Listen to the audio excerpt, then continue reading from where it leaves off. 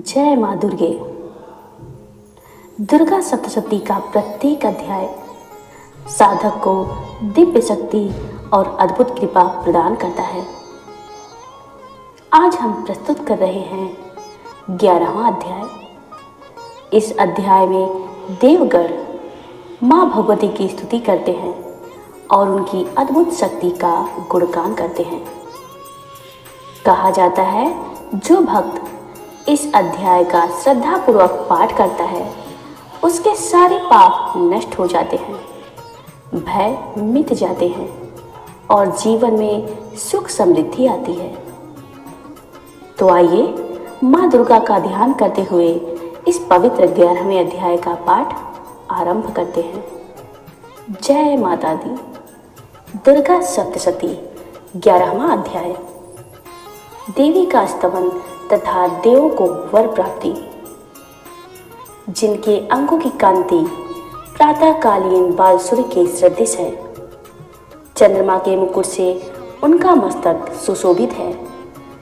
उभरे हुए स्तनों एवं 3 नेत्रों से युक्त, मुख पर मंद हास्य, हाथों में वरद, अंकुश, पास एवं अभय मुद्रा शोभित हो रहे हैं। ऐसी भुवनेश्वरी देवी का मैं चिंतन करता हूँ।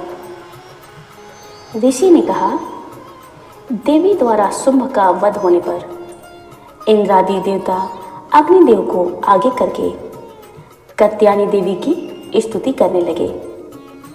उस समय उन देवगणों की मनोवांछा पूर्ण होने से उनके मुख की कांति चमक रही थी और उस प्रकाश से संपूर्ण दिशाएं आलोकित हो रही थी।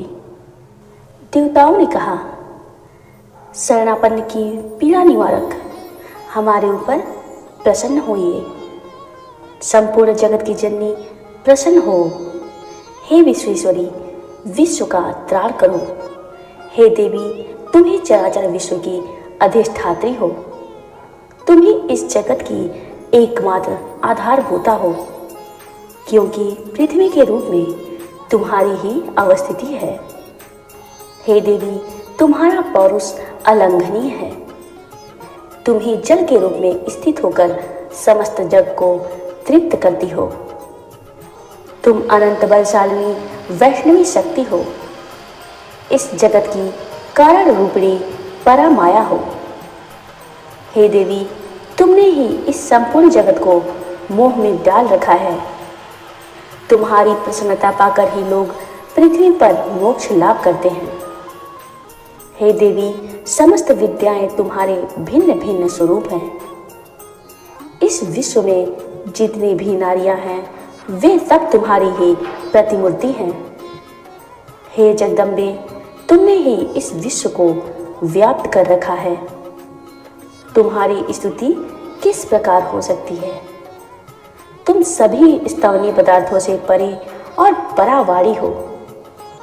जब तुम ही सर्वस्वरूपा देवी होकर स्वर्ग तथा मोक्षदायिनी हो, तब इसी रूप में तुम्हारी स्तुति हो गई। तुम्हारी स्तुति के लिए इससे बढ़कर दूसरी और कौन सी बात हो सकती है? समस्त प्राणियों के हृदय प्रवेश में बुद्धि रूप बनकर निवास करने तथा स्वर्ग और मोक्ष देने वाली नारायणी देवी, तुम्हें हमारा नमस्कार है। क्रमशः कला, काष्ठा आदि रूप में परिणाम की ओर ले जाने वाली तथा विश्व के उपसंहार में समर्थ नारायणी, तुम्हें मेरा नमस्कार है। नारायणी, तुम सभी मांगलिक वस्तुओं को देने वाली मंगलमयी हो। तुम ही कल्याणदायिनी शिव स्वरूपा हो।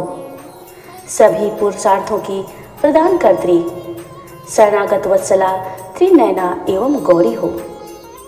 तुम्हें मेरा प्रणाम है। तुम सृजन, पालन और संहार की शक्तिभूता सनातनी देवी, गुणाधार तथा सर्वगुण संपन्न हो। हे नारायणी, तुम्हें प्रणाम है। शरणागत, असहायों, पीड़ितों आदि की रक्षा में तत्पर रहने वाली तथा समस्त क्लेश निवारिणी नारायणी देवी, तुम्हें मेरा प्रणाम है। हे नारायणी, तुम ब्रह्माणी के वेश में हंसों के विमान पर बैठकर कुछ मिश्रित जल का छिड़काव करती रहती हो। तुम्हें मेरा प्रणाम है। महेश्वरी रूप से त्रिशूल, चंद्रमा एवं सांपों को धारण करने वाली तथा बैल की पीठ पर बैठने वाली नारायणी देवी तुम्हें नमस्कार है। मयूरों और मुर्गों से आच्छादित महाशक्ति धारिणी कौमारी रूप वाली निष्पापी नारायणी तुम्हें मेरा अभिवादन है। शंख, चक्र, गदा और सार्क धनुष श्रेष्ठ अस्त्रों को धारण करने वाली वैष्णवी शक्ति संपन्न नारायणी तुम प्रसन्न हो और तुम्हें प्रणाम है। हाथ में भयानक चक्र और दाढ़ों पर पृथ्वी को उठाए वाराही रूप वाली कल्याणमयी नारायणी तुम्हें नमस्कार है। दैत्यों के वध के लिए भयंकर नृसिंह रूप से उद्योग करने वाली तथा त्रैलोक्य की रक्षा में तत्पर रहने वाली नारायणी तुम्हें नमस्कार है। मस्तक पर किरीट और हाथ में महावज्र धारण करने वाली सहस्त्रों नेत्रों से युक्त होकर उद्दीप्त प्रतीत होने वाली वृत्तासुर का वध करने वाली इंद्र शक्ति स्वरूपिणी नारायणी देवी तुम्हें प्रणाम है।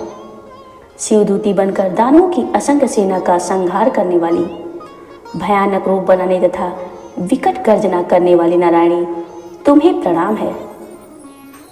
दागों के कारण विकट मुख वाली मुंडमाला से विभूषित मुंडमर्दिनी चामुंड रूपिणी नारायणी तुम्हें मेरा अभिवादन है।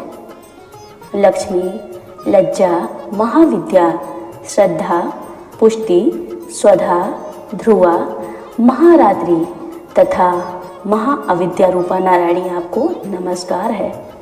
मेधा, सरस्वती, श्रेष्ठा, ऐश्वर्य रूपा पार्वती, महाकाली, संयम परायणी तथा सबकी अधिष्ठात्री नारायणी तुम्हें नमस्कार है। सर्वस्वरूपा, सर्वेश्वरी तथा सर्वशक्ति संपन्ना दिव्या रूपा दुर्गे देवी आप हमारी सभी भयों से रक्षा करें, आपको नमस्कार है। हे कात्यायनी, तीनों नेत्रों से विभूषित तुम्हारा सौम्य मुख संपूर्ण भयों से हमारा त्राण करे, तुम्हें हमारा प्रणाम है। भद्रकाली, ज्वाला की लपटों के कारण विकट प्रतीत होने वाला अत्यंत भीषण और समस्त दानवों का संहारक तुम्हारा त्रिशूल हमारी रक्षा करे, तुम्हें मेरा नमस्कार है। हे देवी, संपूर्ण जगत जिसकी ध्वनि से व्याप्त होकर दानवों को निष्प्रभ कर देता है, वह तुम्हारा घंटा हम लोगों का कलुष पाप से उसी प्रकार रक्षा करे जिस प्रकार माता अपने पुत्रों की अशुभ कर्मों से रक्षा करती है। हे चंडिके, राक्षसों के रक्त और चर्बी से चर्चित तुम्हारे हाथों में शोभित होने वाला खड्ग हमारा मंगल करे। हे देवी, तुम्हें हमारा प्रणाम है। हे देवी, तुम्हारी प्रसन्नता से समस्त रोगों का दमन होता है। क्रुद्ध होने पर मनोअभिलषित इच्छाओं का नाश हो जाता है। जो लोग तुम्हारे शरणापन्न हो गए हैं उन पर विपत्ति की कभी छाया भी नहीं पड़ती।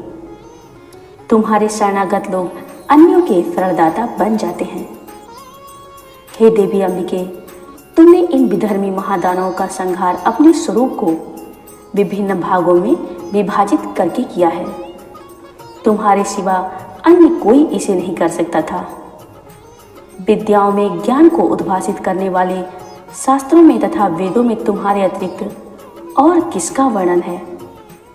तुम्हारे सिवा दूसरी ऐसी कोई शक्ति नहीं है जो इस जगत को अज्ञान रूपी अंधकार के कारण आच्छादित ममता रूपी गर्त में सदैव भटकाती रहे। जहां दैत्य भयंकर विषधर सांप, शत्रु, लुटेरों की जमात और दावाग्नि हो, वहां तथा समुद्र के बीच में साथ रहकर तुम विश्व का निरंतर कल्याण करती रहती हो। हे विश्वेश्वरी, तुम विश्व की पालनकर्त्री, विश्वरूपा और संपूर्ण विश्व की धारित्री हो।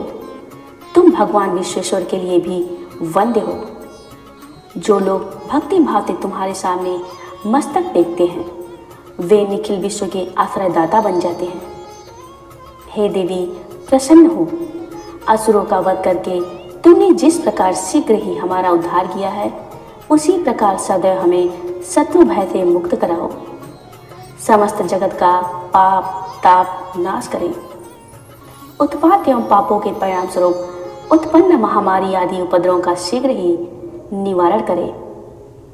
विश्व की पीड़ा दूर करने वाली देवी, हम तुम्हारे चरणों में नतमस्तक हुए हैं, हम पर प्रसन्न हो। त्रिलोकवासियों की आराध्या परमेश्वरी, सब लोगों को वर प्रदान करो। देवी ने कहा, देवों, मैं वर देने के लिए तत्पर हूं। तुम अपना इप्सित वर मुझसे प्राप्त कर लो। संसार की कल्याणकारक वर को मैं अवश्य ही दूंगी। देवताओं ने कहा, हे सर्वेश्वरी, तुम इसी प्रकार त्रैलोक्य की संपूर्ण विपत्तियों का निवारण करो और हमारे शत्रुओं का क्षय करती रहो। ऐसा सुनकर देवी ने कहा, वैवस्वत मनवंतर के 28वें युग में शुंभ और निशुंभ नामक 2 अन्य दानवों की उत्पत्ति होगी। तब मैं नंदगो की पत्नी यशोदा के गर्भ से अवतरित होकर विंध्याचल में जाकर रहूंगी और उन दोनों दैत्यों का नाश करूंगी। तदनंतर मैं पृथ्वी पर भयंकर रूप से अवतार ग्रहण कर वैप्रचित नाम वाले असुरों का संहार करूंगी। उन दैत्यों के भक्षण काल में मेरे दांत अनार पुष्प की तरह लाल हो जाएंगे। तब स्वर्ग में देवता और मृत्युलोक में मनुष्यगण सदैव मेरा स्तवन करते हुए मुझे रक्तदंतिका के नाम से संबोधित करेंगे। तत्पश्चात जब भूतल पर 100 वर्षों तक वृष्टि नहीं होगी और जल का अभाव रहेगा, तब मनुष्यों की स्तुति से मैं भूमि पर अयोनिजा रूप में उत्पन्न होंगी। उत्पत्ति के बाद शतनेत्रों से मुनियों को देखूंगी। तब मनुष्य शताक्षी नाम से मेरा कीर्तन करेंगे। देवताओं, उस समय मैं अपने शरीर से उत्पन्न शाकों द्वारा ही संपूर्ण जगत का भरण पोषण करूंगी। वर्षा न होने तक वे शाक द्वारा ही प्राण धारण करेंगे। ऐसा करने पर पृथ्वी में शाकंभरी नाम से मेरी प्रसिद्धि होगी। उसी अवतार में मैं दुर्ग नामक महादैत्य का संहार करूंगी। इससे मेरा नाम दुर्गा देवी रूप में विख्यात होगा। फिर जब मैं भीम रूपा बनकर मुनियों की रक्षा के लिए हिमालयवासी दानवों का भक्षण करूंगी, उस समय सब मुनिजन भक्तिपूर्वक मस्तक झुकाकर मेरी स्तुति करेंगे। उस समय मेरा नाम भीमा देवी के रूप में प्रसिद्ध होगा। जब अरुण नामक दानव त्रैलोक्य में उपद्रव करेगा, तब मैं तीनों लोगों के हितार्थ खडपादयुक्त अगणित भौरों का रूप धारण कर उसका संहार करूंगी। उस समय सब लोग मुझे ब्राह्मणी के नाम से जानेंगे। इसी प्रकार मैं दानवी उत्पात होने पर अवतार लेकर शत्रुओं का वध करती रहूंगी। दुर्गा सप्तशती 12वां अध्याय। देवी पाठ का महात्म्य। मैं त्रिनयना दुर्गा देवी का ध्यान करता हूँ। उनके अंगों की शोभा विद्युत के समान है। वे सिंह के कंधों पर आसीन भयानक प्रतीत हो रही हैं। अनेक कन्याएं हाथ में ढाल तलवार लिए उनकी सेवा में खड़ी हैं। उन्होंने अपने हाथों में चक्र, गदा, तलवार, ढाल, बाण, धनुष, पास और तर्जनी मुद्रा धारण किए हैं। उनका स्वरूप तेजोमय अग्नि के तुल्य है तथा उनके मस्तक पर चंद्रमा का मुकुट शोभित हो रहा है। देवी ने कहा, हे देवताओं, जो कोई प्रतिदिन स्थिर चित्त से मेरा स्तवन इन स्तुतियों के द्वारा करेगा, उनकी सारी विपदाओं को मैं निश्चित रूप से दूर कर दूंगी।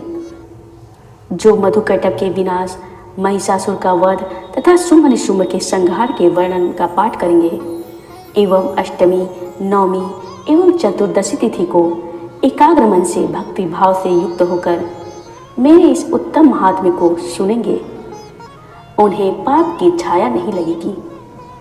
उन पर पाप जनित बाधाएं भी नहीं आएगी।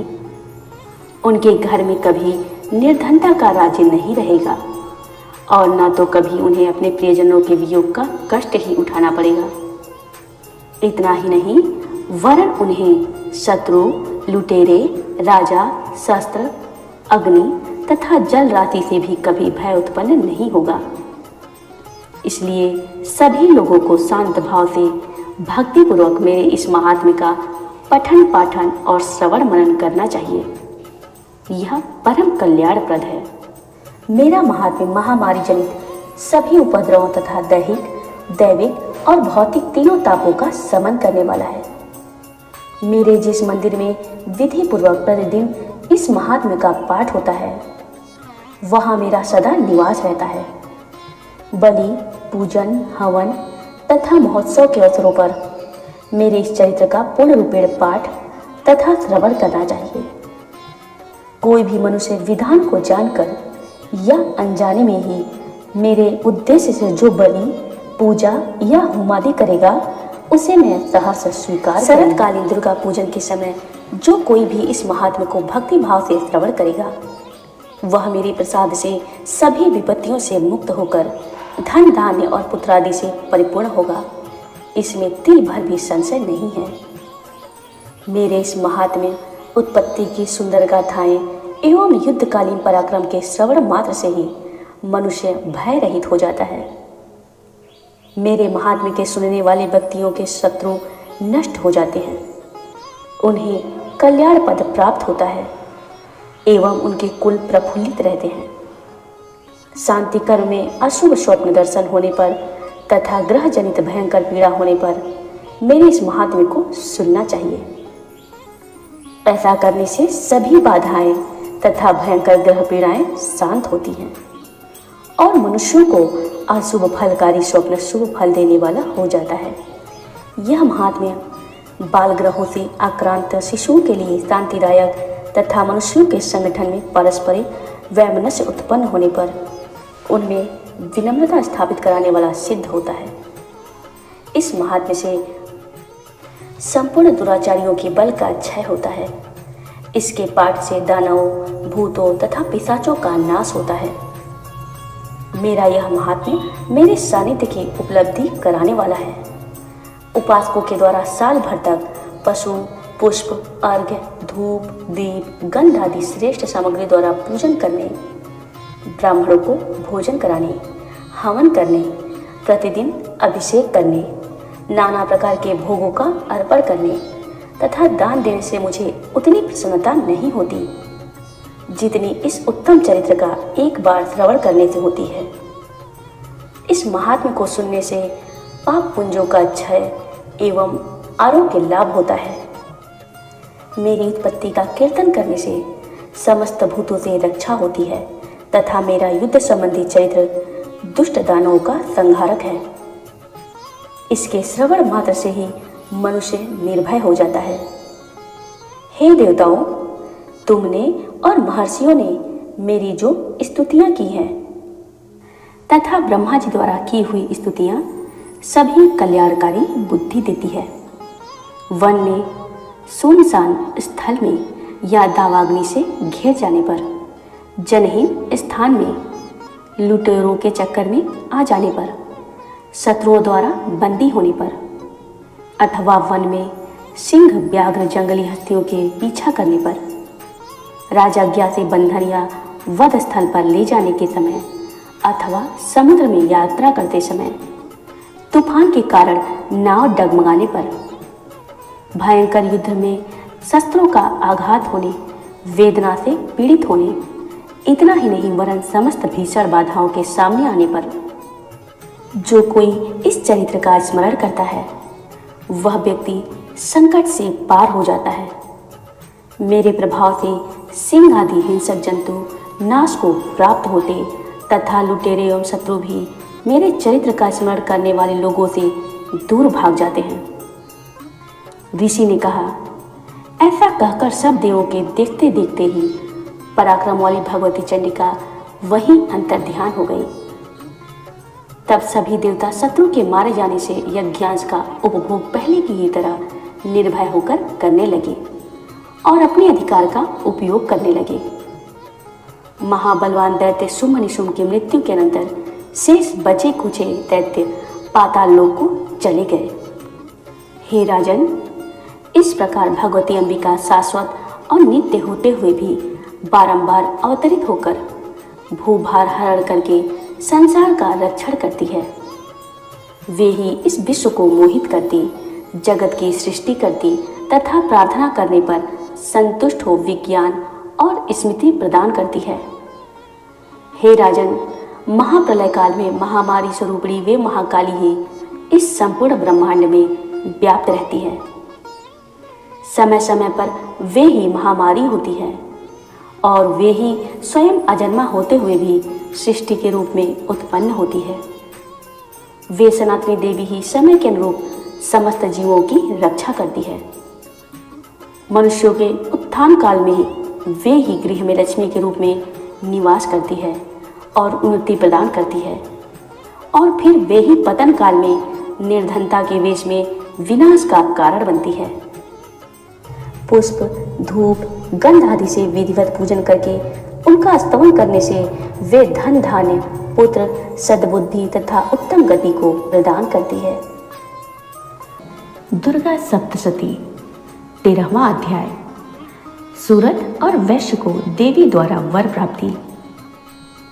जिनके शरीर की कांति बालकालीन सूर्य की भांति है, जिनके 4 भुजाएं और 3 नेत्र हैं, तथा जो अपने हाथों में पाश, अंकुश, वर एवं अभय की मुद्रा धारण करती है, ऐसी उन शिवा देवी का मैं ध्यान करता हूँ। ऋषि ने कहा, हे राजन, इस प्रकार मैंने तुमसे देवी के श्रेष्ठ महात्म्य का कथन किया। इस जगत की धारित्री देवी का ऐसा ही प्रभाव है। उन्हीं के द्वारा विद्या अर्थात ज्ञान का उदय होता है। भगवान विष्णु की माया स्वरूपा उन भगवती द्वारा ही तुम ये वैश्य तथा अन्य विवेकशील लोग मुग्ध होते हैं। इस समय भी मोहित हुए हैं एवं आगे भी इसी प्रकार होते रहेंगे। महाराज, तुम उन्हीं परमेश्वरी की शरण ग्रहण करो। अपने उपासकों को वे भोग, स्वर्ग तथा मुक्ति लाभ कराती हैं। मार्कंडेय मुनि ने कहा, मेधा मुनि से ऐसा वचन सुनकर राजा सूरथ ने उत्तम व्रतधारी उन महाभाग महर्षि को नमस्कार किया।